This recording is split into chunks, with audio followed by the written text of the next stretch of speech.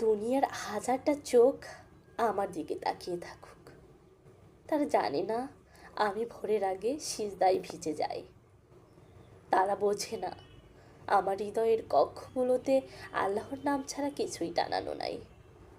মানুষ বলে তুই ঠিক না, তোর আকিদা ভ্রান্ত।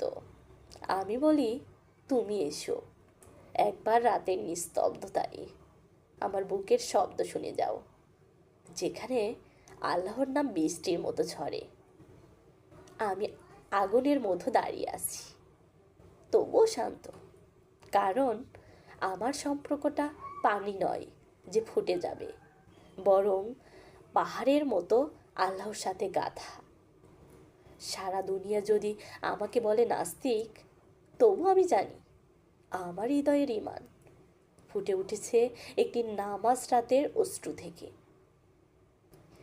আবার যদি সবাই বলে এই তো আস্তিক, কিন্তু আমার অন্তর যদি থাকে আল্লাহ থেকে ছিন্ন, তাহলে সেই পরিচয় হবে মরুভূমির মরীচিকা, যা এক ফোঁটা পানিও এনে দিতে পারে না।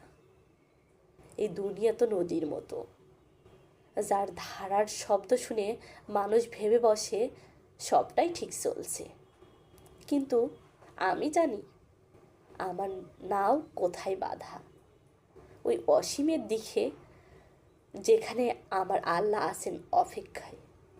তাই আমি মানুষ নয়, আমার রবের দিকেই তাকাই, কারণ মানুষের মুখোশ বদলে যায়, কিন্তু আল্লাহ তিনি চিরন্তন।